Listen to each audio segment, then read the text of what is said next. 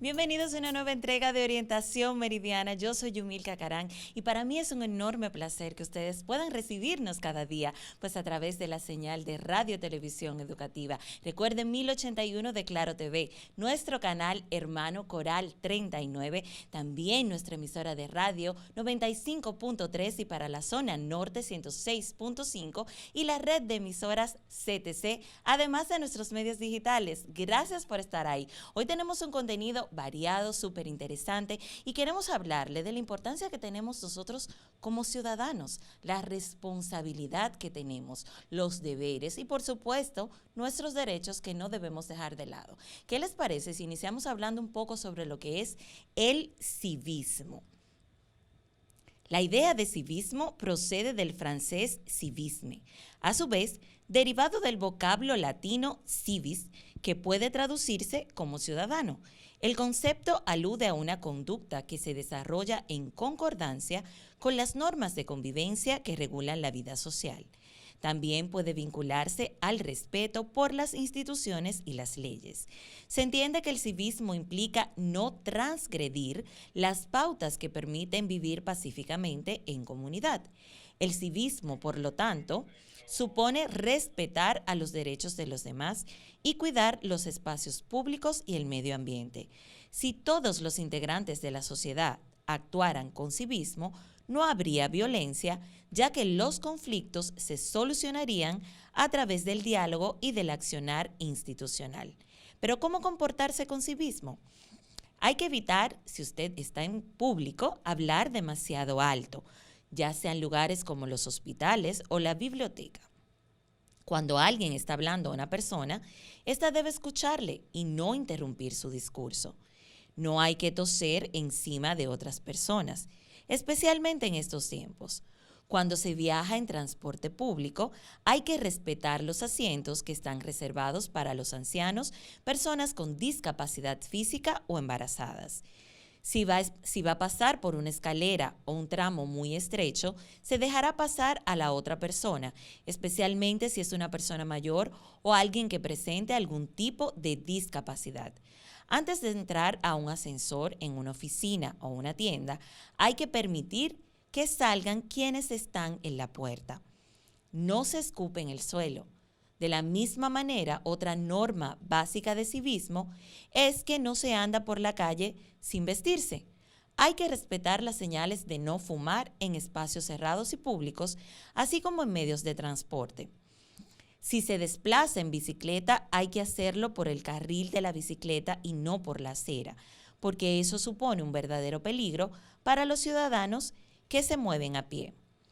El respeto y la educación en el civismo son claves, ya que si usted no respeta, por ejemplo, las normas de tránsito, si usted arroja papeles en la calle, escucha música a todo volumen en horas de la noche y destruye los bancos de un parque por diversión, no está respetando las normas propias del civismo. Se entiende que el civismo parte de la educación.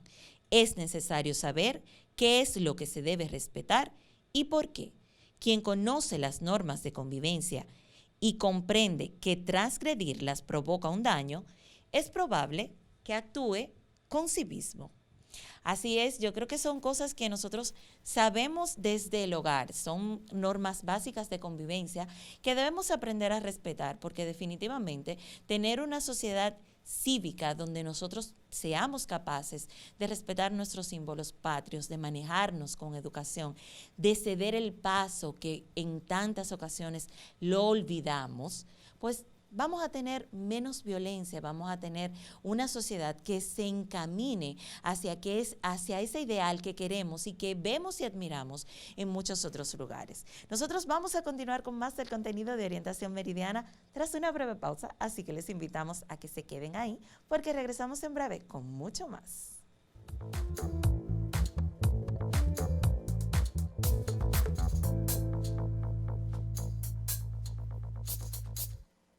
Evita usar el celular mientras cruza la calle, ya que reduce el enfoque de visión mientras mensajea o realiza cualquier actividad en este aparato, pues son unos segundos donde necesitas la máxima concentración por si tienes que reaccionar ante situaciones imprevistas. Si hablas o escribes con tu móvil, detente en un lugar seguro de la acera. Recuerda, respetar las normas de tránsito nos hace mejores ciudadanos.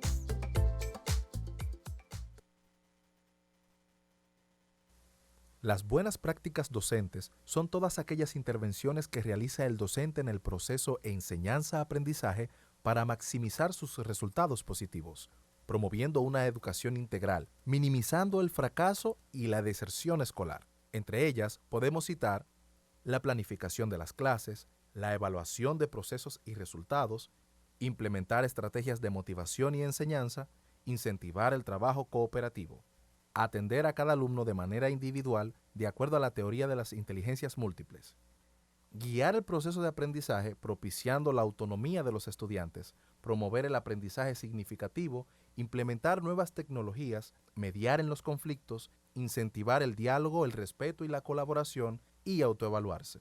Mami, si me abrazas mucho, enseñas a ser cariñoso y seguro de mí mismo. Papi, si juegas y cantas conmigo, aprenderé a hacer muchos amigos y amigas. Dar el seno a mi hijo y ponerle sus vacunas lo hará crecer sano y fuerte. Sacar el acta de nacimiento a tiempo a mi hijo le dará una identidad. La infancia es corta.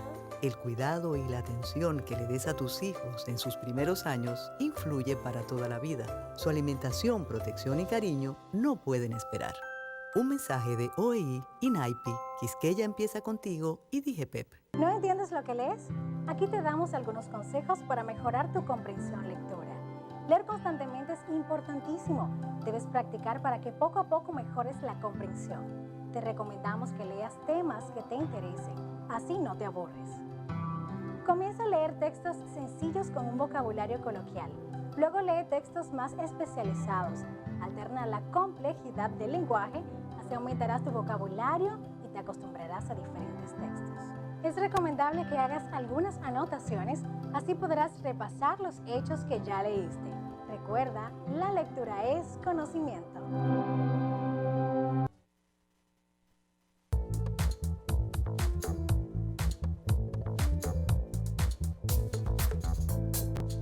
Nosotros continuamos con más del contenido de Orientación Meridiana.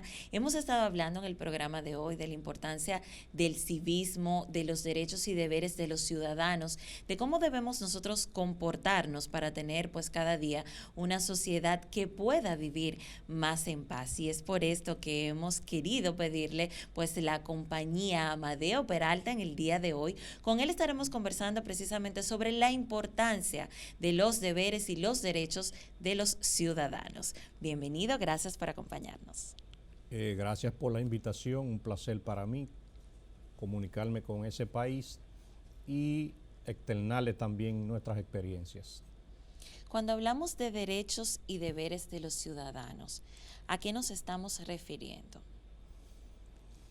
Ciertamente la Constitución de la República de manera inicial establece una serie de derechos que tienen los ciudadanos para con el Estado, y así también como el ciudadano tiene derechos, también tiene deberes, y los deberes también son para cumplirse, y dentro de esos deberes también hay varias denominaciones, entre también hay derechos civiles, hay derechos éticos, de comportamiento, que cada ciudadano estaría en el deber de darle cumplimiento.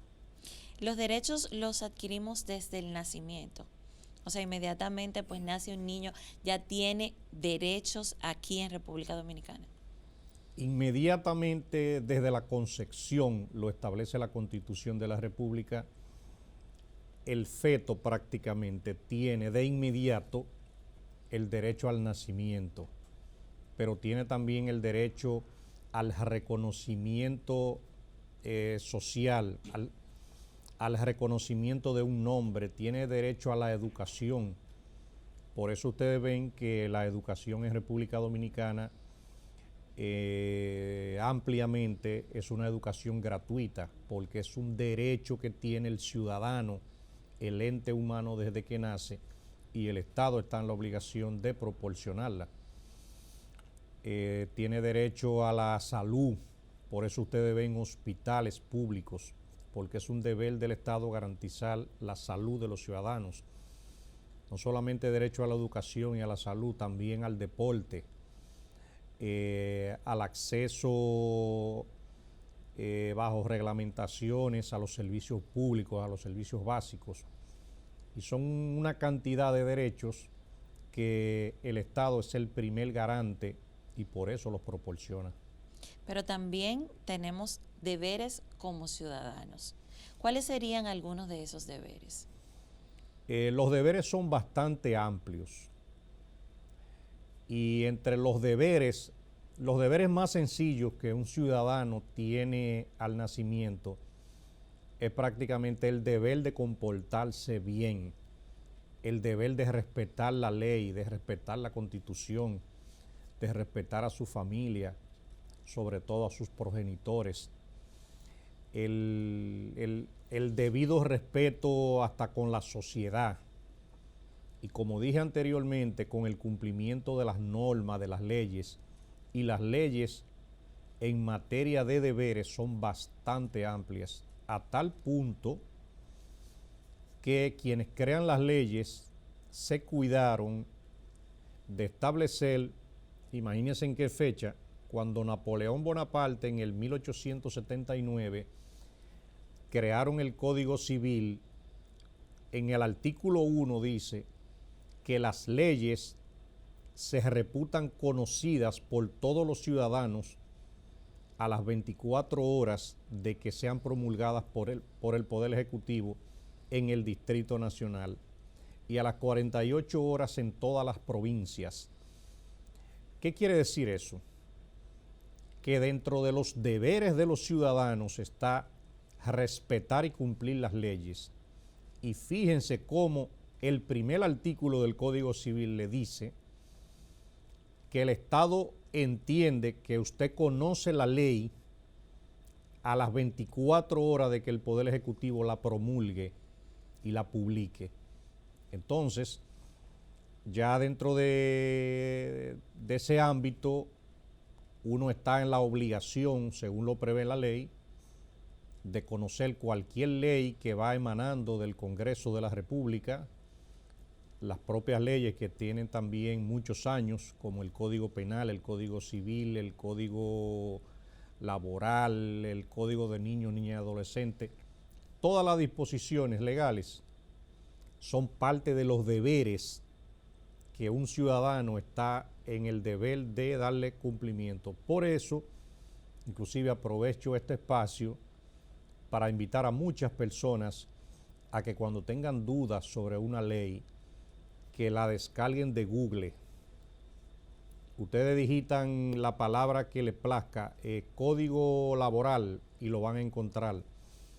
Ley de lavado de activos, la van a encontrar. Ley de extinción de dominio, el código del menor, el código civil, todo lo van a encontrar. Y mientras una persona se nutra del contenido de esas leyes, estaría dándole cumplimiento a ese deber constitucional de respetar y cumplir las leyes. Eso que dices me llama mucho la atención, porque definitivamente las personas tienen mucho desconocimiento de la ley, no solamente de lo que les corresponde hacer, sino de cuáles serían las consecuencias si faltan a ello. Y se entiende en muchas ocasiones que la ley y la Constitución es única y exclusivamente para los abogados, para los doctores en derecho. Sin embargo, es algo que debe conocer toda la ciudadanía. Pero ¿cómo lo hacemos más digerible para ese ciudadano común que no tiene tanto conocimiento sobre la Constitución, sobre las leyes, que no conoce los términos que se manejan en este ámbito? Una idea que yo puedo aportar es el que en las escuelas sean retomadas algunas materias. Por ejemplo, la materia de moral y cívica, yo tengo entendido que había desaparecido de las escuelas públicas, sobre todo, y de todos los colegios. A través de esas materias, un niño podía ir conociendo cuáles eran sus deberes y sus derechos y sus obligaciones frente al Estado, frente al país. frente a su familia. Aquí inclusive si a los estudiantes de cuarto de bachillerato se le comenzara a dar clases sobre la ley de tránsito, yo estoy seguro que se evitarían muchas situaciones, porque un niño que posiblemente está en la etapa de comenzar en algún momento ya a manejar un vehículo y no conoce la ley, se encuentra en un peligro frente a la sociedad. Y pone en peligro a la sociedad. Y la pone en peligro. Entonces, imagínese que la ley 63-17 sobre tránsito y movilidad, que es una ley bastante amplia, un ciudadano no sepa que para conducir un vehículo hay que tener una licencia obligatoria, hay que tener un seguro, el vehículo tiene que tener placa. Si no lo sabe, por ignorancia puede salir a la calle e inmediatamente cometer una infracción. Y ahora mismo las multas en materia de tránsito, por ejemplo, son bastante altas. Cuando se habla de una multa hasta de 5 salarios mínimos en el sector público, el ciudadano tiene que preguntarse cuánto es el sueldo mínimo en el Estado Dominicano. Bueno, el sueldo mínimo son 16,000 pesos, no recuerdo. Imagínese que a usted le pongan una multa de 5 salarios mínimos. ¿A cuánto ascendería? O sea, se va lejos, se va cerca de los 60,000 y pico de pesos, una multa, por desconocimiento. En ese mismo orden de idea, el ciudadano debe saber también cuáles son las sanciones por una persona montarse en un vehículo en estado de embriaguez o bajo los efectos de cualquier otra sustancia alucinógena. Entonces, si un niño desde las escuelas se le dice las consecuencias de pasarse en rojo en el semáforo, posiblemente el profesor le estaría evitando su muerte a ese niño, a otros familiares, porque cuando ese niño o vea inclusive que un chofer lo está llevando y el chofer se pasó en rojo al semáforo, él le va a llamar la atención. Eso te quería mencionar justamente, porque a veces esperamos que desde las escuelas se hagan algunas cosas que tenemos que empezar haciendo en casa. Cuando un niño ve que de manera constante algunos de sus familiares se pasan en rojo, le estamos enseñando que eso es algo que se puede hacer y que no tiene quizás en un momento determinado la consecuencia de que sería un accidente o de que si lo atrapó la MET, tal vez no pase nada en ese momento. Y le estamos dejando ver con nuestra conducta que eso es algo que se puede hacer. Entonces tenemos nosotros ya como adultos que empezar con ese ejemplo, con lo que sí conocemos. Si una persona es detenida, ahora que usted está tratando el tema precisamente del tránsito, de manera quizás, digamos, ilegal, porque entiende que no ha hecho nada o que no hay un puesto que en realidad amerite y no se le explica por qué se le está deteniendo. ¿Qué es lo que puede hacer? ¿Cómo puede reaccionar el ciudadano? Porque vemos muchas reacciones violentas en las calles cuando esto sucede. ¿Cuál es realmente el comportamiento que debe tener el ciudadano frente a este tipo de situaciones? Lo primero que un ciudadano debe analizar es si violentó o no violentó la ley que en ese momento se le intenta aplicar, por ejemplo, con una multa cuando le piden los documentos. Eso es lo primero que debe analizar.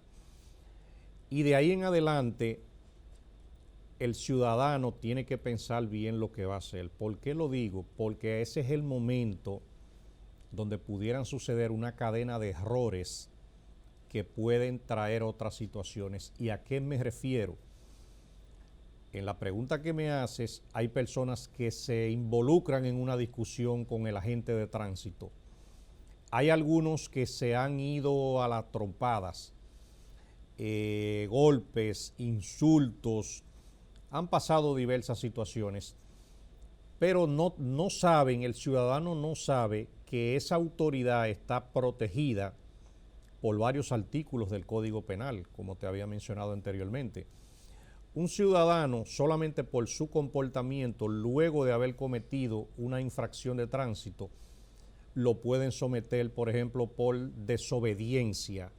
La desobediencia es un delito en el Código Penal, castigado con hasta 6 meses de prisión. Pero también el desacato a un mandato de la autoridad que en ese momento representa a ese agente. También lo pueden someter por rebelión contra la autoridad. Y en la rebelión contra la autoridad hay varias escalas del hecho que empiezan con que usted le dé hasta un golpe a la gente y termine con que usted lo hiera o le cause la muerte a la gente. A la persona lo van a juzgar, le van a solicitar medidas de coerción bajo circunstancias muy agravantes. Cuando usted ve que un ciudadano inmediatamente le entra a golpes a un agente de la DGCEP, podría inclusive sufrir una pena también de 2 años de prisión si le causa alguna herida. Pero la herida también tienen clasificaciones, si las heridas son golpes que son visibles o si son heridas que producen una efusión de sangre. Y así hay una serie de leyes complementarias en el Código Penal que vienen a auxiliar la ley de tránsito, y por eso yo mencioné la cadena de errores que comienzan a suceder cuando el ciudadano es el primero que no reconoce la infracción a la que ha cometido. Y otro caso se puede dar también cuando una persona inclusive es mandada a detener por la comisión de una infracción de tránsito y emprende la huida. A partir de que emprendió la huida, usted está incumpliendo con un deber y una obligación ciudadana que es de detenerse ante la autoridad. Y todo lo que pase de ahí en adelante, sea que usted choque más adelante, que usted cause cualquier lesión o muerte a una persona que no tenía que ver con la infracción que usted cometió, su situación se va agravando a tal manera que primero comenzó con la primera posible imposición de una multa, y fíjese cómo pudiera terminar más adelante con una acusación, sea por homicidio involuntario, por homicidio agravado o por cualquier situación. ¿Tiene el ciudadano la oportunidad de pedirle una explicación a la gente de por qué lo ha detenido? ¿Qué tiene que hacer el agente en ese caso como parte de su deber como autoridad cuando le dice a una persona que debe detenerse? El agente, cuando detiene a un ciudadano, sobre todo si nos referimos a la DGCEP, porque también si lo hace la policía tiene otras obligaciones, el agente de la DGCEP tiene la obligación de saludarte cortésmente, pedirte los documentos y decirte: usted está siendo detenido por haberse pasado en rojo en el semáforo o por haber transitado a exceso de la velocidad permitida en este tramo. Hay personas que a lo mejor le van a contestar: pero yo no vi ningún letrero. La gente le va a decir: usted acaba de pasar un letrero que establece que la velocidad máxima son 100 kilómetros por hora y usted va a 150. El agente, es bueno que usted sepa que en principio tiene fe pública, en principio cuando habla al momento de establecer una multa. Eso no quiere decir que esa fe pública sea infalible. El ciudadano también, si no ha cometido el hecho, tiene medios para probarlo, sobre todo si se ha preveído de ellos, como por ejemplo hasta haber grabado con el celular o otro lo esté grabando la velocidad a la que iba. Él puede demostrar que él venía a 100 y no a 150. La propia ley de tránsito inclusive permite el que un ciudadano impugne la colocación de una multa. ¿Y cómo se impugna una colocación de una multa? Demostrándole al juez del Tribunal Especial de Tránsito que él no cometió ese hecho por tal y tal razón. Esas son diversas vías de poder sobrepasarse a esa situación. Definitivamente es importante el conocimiento, como usted mencionaba desde el inicio de la entrevista, de que las personas tenemos que conocer no solamente cuáles son nuestros derechos, sino cuáles son nuestros deberes. Y es importante aplicarlo desde el momento en que el niño empieza la escolaridad, porque es precisamente en las escuelas donde se van formando y donde empezamos con esa disciplina que nos va diciendo qué podemos hacer, qué no podemos hacer durante el transcurso de nuestra escolaridad. En las escuelas tienen normas. Sabemos que son normas que están regidas por el ministerio. Todas las escuelas y colegios del país los tienen y se les enseñan a los niños. Hay incluso reglamentos que se presentan antes del inicio del año escolar. ¿Qué sucede cuando estos reglamentos se desconocen y son violentados por los estudiantes?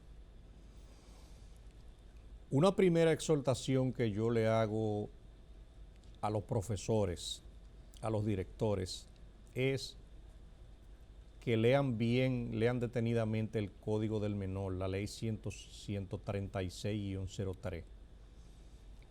Ahí se van a establecer muchos tipos de situaciones de los menores en conflicto con la ley. Y cuando se habla de un menor en conflicto con la ley, eso pudiera abarcar muchas situaciones. Entre ellas menores que, por ejemplo, agreden a un profesor, menores que pelean entre uno y otros, menores que se presentan a su institución educativa inclusive hasta con armas blancas, por no decir con armas de fuego. Y todas esas situaciones deben estar enmarcadas dentro de esa ley del Código del Menor. A medida que un profesor y un director conoce bien esa ley, va a tener mejor manejo, inclusive hasta la propia Policía Nacional. Un menor, frente a ese código, hay que analizar también la edad que tiene, porque hay una edad donde los menores son inimputables. Inimputables quiere decir que la ley lo exime de responsabilidad, no han cometido ningún hecho, depende de la edad. Y nosotros a veces estamos ante el peligro de menores de 13 años que vienen ya con una conducta de su entorno social o familiar con bastante riesgo, con bastante peligro, y que los profesores y los directores tienen que tener un manejo muy adecuado, con muchas pinzas, para inclusive no cometer ellos una violación al Código del Menor. Inmediatamente un director o un profesor detecta una situación como esa, debe llamar al área de psicología para que maneje ese tema, ese proceso. El profesor tiene que tener mucha cautela, mucha cuenta, qué dice, cómo se mueve, cómo actúa frente a un irrespeto, frente a la comisión de un delito, la violación de una regla por parte de un menor. Inclusive el Código del Menor califica en 2 renglones la categoría de los menores. Están los inimputables, que son los menores de 13 años, y los adolescentes, que ya sobrepasan de 13 años hasta los 18, a los cuales sí se le pudiese conocer algún proceso, depende cómo lo cometan, porque el código es bastante amplio. También muchas de las situaciones que pueda ocasionar un menor también pueden ser responsabilidad civil de los propios padres, los cuales depende a quién le hagan la comisión de un daño, precisamente serían los padres los que tendrían que pagar el daño en virtud de lo que prevé tanto el Código Civil como el Código del Menor. De ahí que la aplicación de los reglamentos siempre va a ser sano que lo sepan desde el punto y la coma, los profesores y los directores de la escuela, porque están en una situación muy complicada. De hecho, el Código del Menor fue establecido de tal manera que protege de manera excesiva los derechos de los niños, niñas y adolescentes. Fíjense inclusive que en los años en los que yo me crié en la escuela, la profesora tenía el derecho de darle a uno un tablazo con una regla. Sí. Pero ahora mismo el Código del Menor tiene ahí varios artículos, entre ellos el artículo 396, que tiene a mucha gente en la cárcel, inclusive por situaciones a veces hasta provocadas por los menores, pero que el adulto no ha tenido el raciocinio adecuado para manejarlo y se involucra en el incumplimiento de esa ley. Es que definitivamente existe y debe existir esa protección para los niños, pero no debemos olvidar que hay que establecer límites que sean sanos desde el hogar, porque muchos de estos niños llegan a la escuela con comportamientos inadecuados porque desde sus hogares no están recibiendo la orientación adecuada. Llegan y demuestran en la escuela lo que están viviendo en casa. Y es lo que sucede casi siempre, precisamente cuando se llevan a los departamentos de orientación y psicología escolar. Cuando tenemos una situación entre menores, usted mencionaba que los padres pues pueden ser responsables civilmente del daño que causen. En muchas ocasiones sucede una situación y dice, pero él es un niño, pero eso no significa que no le ha hecho un daño a otro niño. Hay niños que le han pegado un lápiz en un ojo a otro, por ejemplo, y eso causa que los padres tengan que hacerle cirugías muy costosas, que puede que un seguro no lo cubra. ¿Qué pasa en una situación determinada, así, de esa naturaleza? La ley siempre va a determinar la edad de los niños. Fíjate que te mencioné que de 13 años abajo los menores son inimputables frente a la ley, o sea, no se le puede imputar nada. Si el menor sobrepasa los 13 años, sí pudiera pagar las consecuencias de su acción en el ámbito personal, el niño, en el ámbito personal penal, pero con mucha protección de la ley. En el ámbito civil, los padres van a responder por los daños que ese niño ha causado. Entonces, la edad siempre va a ser determinante al momento de verificar por parte del Ministerio Público y de la Justicia qué hacer con el caso. Cuando un niño tiene, por ejemplo, problemas de agresividad, ya ese es un tema que los departamentos de psicología de los colegios, las escuelas, tienen que manejarlo a profundidad, inclusive con los padres, porque a medida que se pueda evitar bajar los niveles de agresividad de ese niño, con mayor ahínco se puede evitar un problema más grande en el futuro. Hay niños inclusive, hace años, en escuelas cercanas a algunos barrios marginados, que usted puede tener la seguridad que iban hasta con objetos cortantes a las escuelas. ¿Y por qué iban así? Porque en su misma casa a veces hasta se lo permitían, pero eso representaba un peligro grave para el colegio, para los otros niños, y eso los departamentos de psicología tienen que manejarlo a profundidad.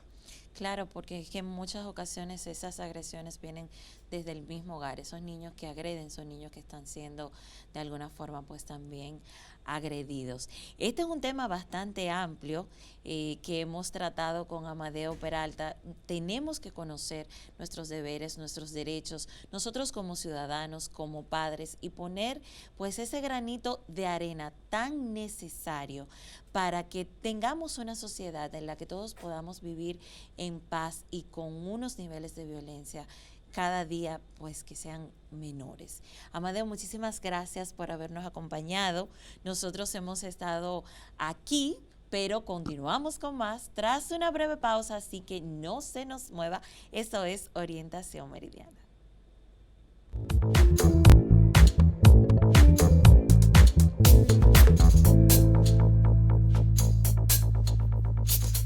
Evita usar el celular mientras cruza la calle, ya que reduce el enfoque de visión mientras mensajea o realiza cualquier actividad en este aparato, pues son unos segundos donde necesitas la máxima concentración por si tienes que reaccionar ante situaciones imprevistas. Si hablas o escribes con tu móvil, detente en un lugar seguro de la acera.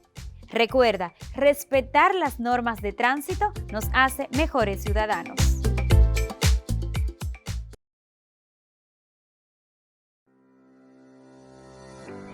Hola, padres, madres y tutores. Soy Yonasca de los Santos Pérez. ¿Se han preguntado qué aprenden los niños y las niñas del nivel inicial? Ponte cómodo, te lo voy a contar.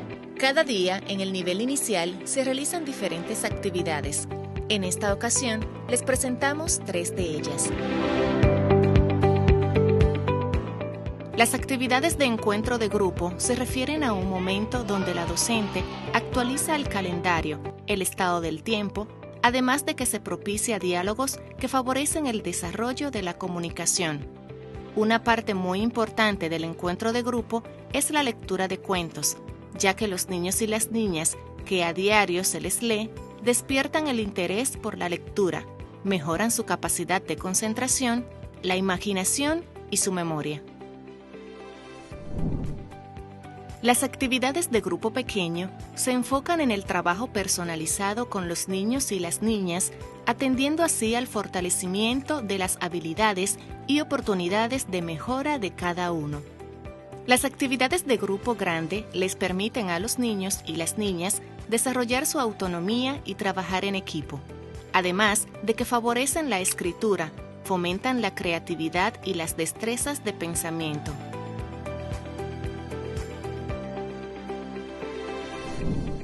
La actividad grupal es uno de los momentos en el que los niños y las niñas del nivel inicial desarrollan la sensibilidad por las artes plásticas. Expresan sus emociones, pensamientos e ideas mediante su cuerpo y el uso de instrumentos para crear o reproducir sonidos, movimientos y formas. Les permite reconocer las diferentes posiciones. La actividad grupal también favorece la comprensión del significado de los cuentos que escuchan.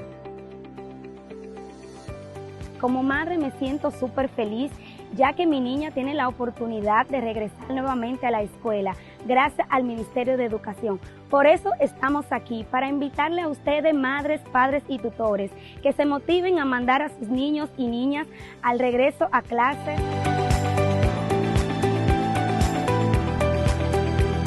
Les exhorto a todos los padres a que traigan a sus niños a las escuelas, a clases alegres y seguros. Por estas y mucho más razones, invitamos a las familias dominicanas que en este año escolar vayan de la mano con sus hijos e hijas al centro educativo para que sean parte de esta maravillosa experiencia. Regresamos a clase alegre y seguro.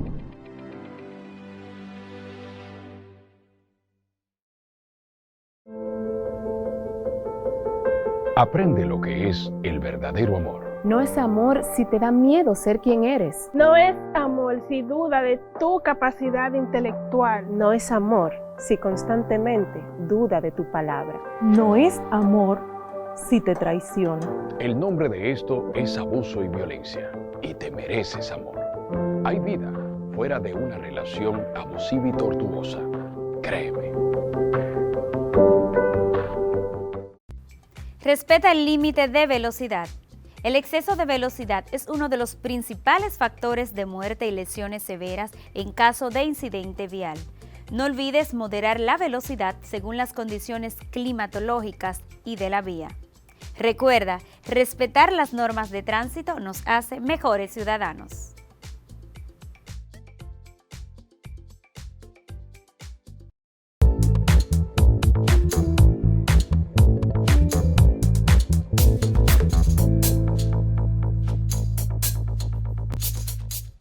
Nosotros continuamos con más del contenido de Orientación Meridiana. Hemos tratado en el día de hoy un tema sumamente importante porque tener comportamientos cívicos, conocer cuáles son nuestros deberes y derechos como ciudadanos, definitivamente son pasos seguros para cada uno de nosotros, poner ese granito de arena que nos permite vivir en la sociedad que queremos, en la sociedad que soñamos para nuestros hijos. Es parte de nuestra responsabilidad como buen dominicano. También parte de nuestra responsabilidad es continuar aprendiendo en temas tan importantes como la educación 3.0, que es nuestro segmento en este momento, nos va a hablar sobre la neurociencia. Adelante.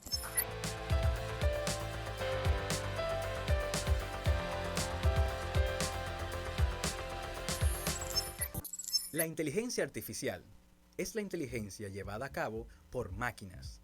En ciencias de la computación, una máquina inteligente ideal es un agente flexible que percibe su entorno y lleva a cabo acciones que maximicen sus posibilidades de éxito en algún objetivo o tarea.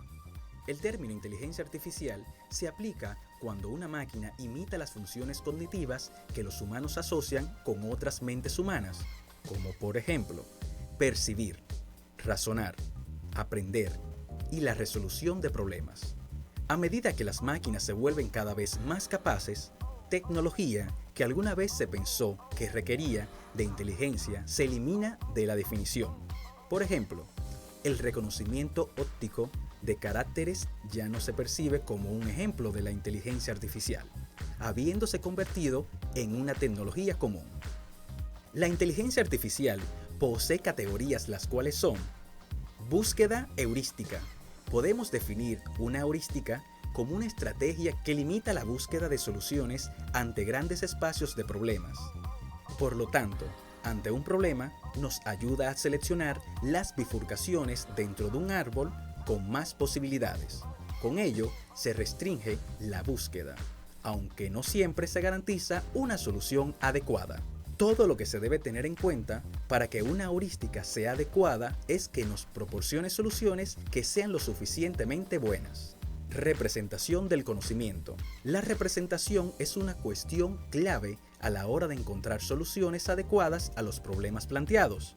La representación del conocimiento es una combinación de estructuras de datos y procedimientos de interpretación que, si son utilizados correctamente por un programa, este podrá exhibir una conducta inteligente. La inteligencia artificial tiene como objetivo construir modelos computacionales que al ejecutarse resuelvan tareas con resultados similares a los obtenidos por una persona. Por lo que el tema central de esta disciplina es el estudio del conocimiento y su manejo. Lenguajes, entornos y herramientas de inteligencia artificial. En la inteligencia artificial se han desarrollado diferentes lenguajes específicos para los diferentes campos de aplicación. Estos lenguajes, en su mayoría, cuentan con una serie de características comunes, como podemos resumir de la siguiente forma. Este tipo de software ofrece una gran modularidad, posee gran capacidad de tomar decisiones de programación hasta el último momento, es decir, cuando el programa ya está ejecutándose. Ofrecen grandes facilidades en el manejo de listas, y esto es importante, ya que las listas son la estructura más habitual usada para la representación del conocimiento en la inteligencia artificial. Facilitan la realización de ciertos tipos de deducción automática, permitiendo también la creación de una base de hechos. Permite el uso simultáneo de estructuras que incorporan conocimiento declarativo y conocimiento procedimental. Tienen una marcada orientación gráfica. Además, las herramientas de inteligencia artificial permiten hacer un seguimiento de todos los cambios realizados a lo largo de toda la sección. Disponen de herramientas capaces de desarrollar programas que son capaces de comprender otros programas y también de realizar modificaciones sobre ellos. La inteligencia artificial está presente en nuestro día a día, ya sea en la detección facial de los equipos móviles, en los asistentes virtuales de voz como Siri, Alexa, Cortana o Assistant, y en un sinnúmero de aplicaciones más.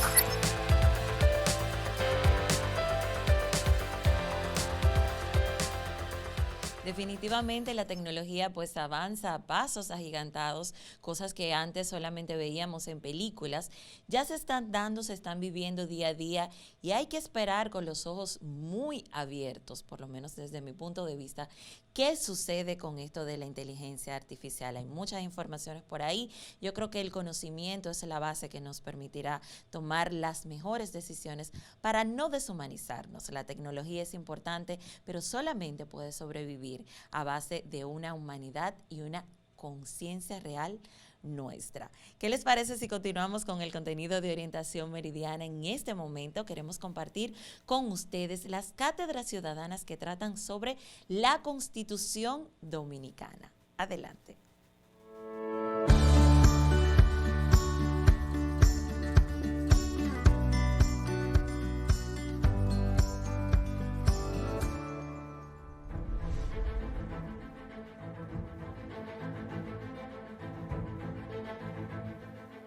Bienvenidas y bienvenidos a una entrega más de las Cátedras Ciudadanas del Ministerio de Educación. A continuación estaremos hablando sobre el tercer grupo. En el tercer grupo están el derecho al deporte y el derecho a la cultura. En la Constitución, en el artículo 65 establece que todos tenemos el derecho a la educación física, al deporte y la recreación. El último grupo de derechos que consagra la Constitución son los derechos colectivos y del medio ambiente. Todos tenemos derecho a vivir en un medio ambiente equilibrado y sano, tener acceso a agua potable y respirar un aire sin contaminación. Los derechos que hemos mencionado y otros tantos que están en la Constitución no tienen jerarquía entre sí y por eso en el título 2 de la Constitución conviven y pueden exigirse todos los derechos fundamentales ahí consagrados. Y es que para poder vivir plenamente necesitamos disfrutar el derecho a la vida y se nos sea garantizado el derecho a la salud, practicar deportes, sentirnos seguros y tener acceso a alimentos, más poder desarrollarnos en un ambiente sano. ¿Sabían que algunos de los derechos que acabamos de mencionar también son deberes? Sí, así es. Por ejemplo, el derecho a la educación es un deber que debemos cumplir asistiendo a los centros educativos. El derecho a la cultura es un deber porque tenemos la responsabilidad de desarrollar y difundir nuestra cultura. Podemos exigir vivir en un ambiente sano, pero tenemos la obligación de proteger nuestros recursos naturales y mantener el medio ambiente limpio. Todos nos preguntamos, ¿cómo podemos exigir el cumplimiento de nuestros derechos fundamentales? La respuesta nos la da la misma Constitución, que establece las garantías necesarias para el cumplimiento de nuestros derechos fundamentales. Tenemos la acción Habeas Data, para la protección de los datos personales, Habeas Corpus, para las personas privadas de su libertad o amenazadas de perderla, y la acción de amparo, que protege todos los demás derechos que sean vulnerados por una autoridad o un ciudadano.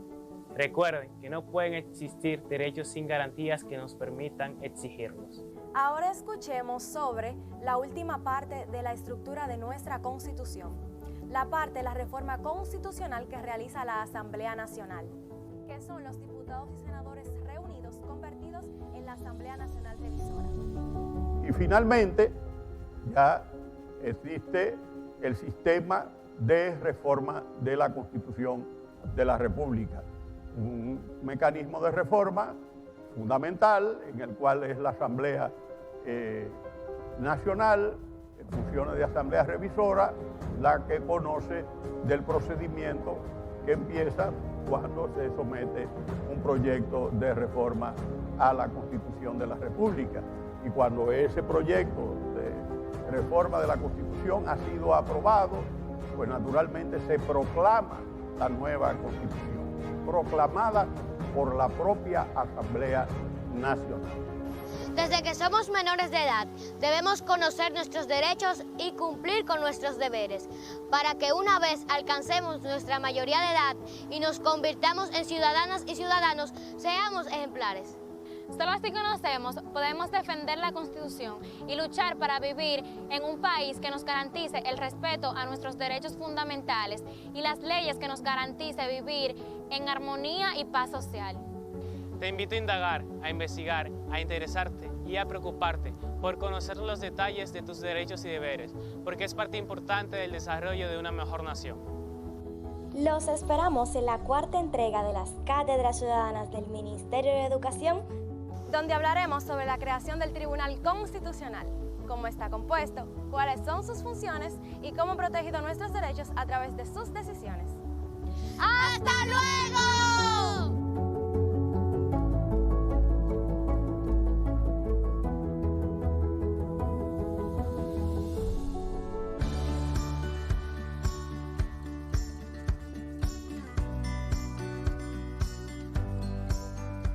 Definitivamente es sumamente satisfactorio ver cómo nuestros jóvenes se están involucrando cada día en el conocimiento de cuáles son sus deberes, de cuáles son sus derechos y sentir que desde las escuelas esto se les está dando a conocer para que puedan crecer y formar parte de una sociedad que ellos respeten y que les respeten. Nosotros continuamos con más. Queremos recibir en este momento a nuestra compañera Patricia del Jesús, que como siempre nos trae informaciones importantes. Adelante, Patricia.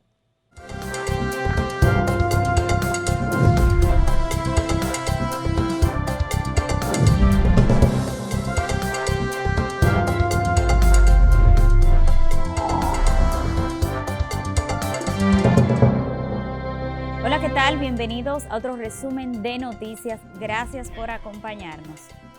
El Servicio Nacional de Salud ha evaluado a más de 24,000 usuarios a través del programa hospitalario para la detección oportuna del cáncer de mama, cérvico, uterino y próstata, implementado junto al Seguro Nacional de Salud, SENASA, y la primera dama Raquel Arbaje.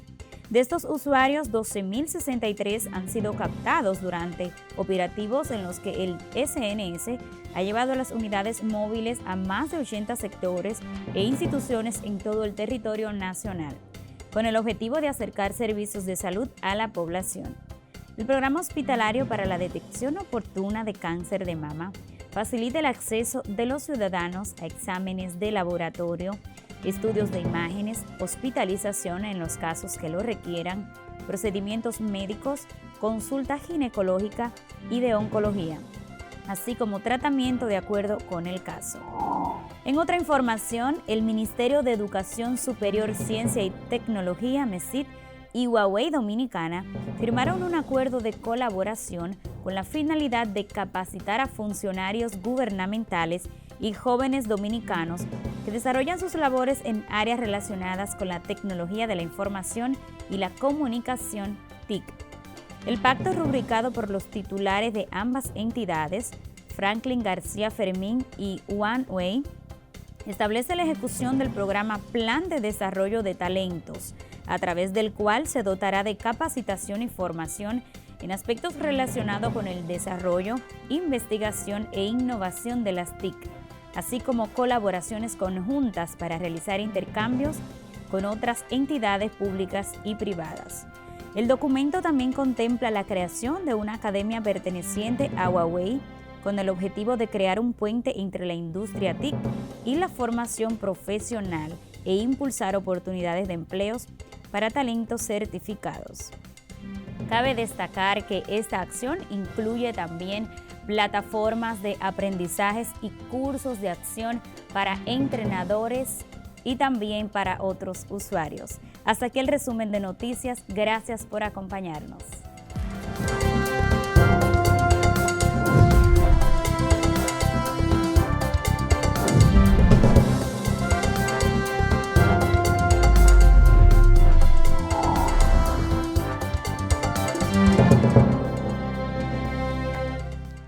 Gracias, Patricia. Siempre nos traes pues estas informaciones que nos mantienen al día en el mundo de la educación.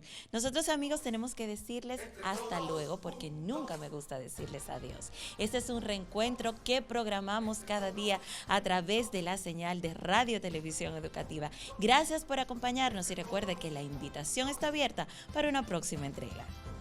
Llegó la hora de empezar.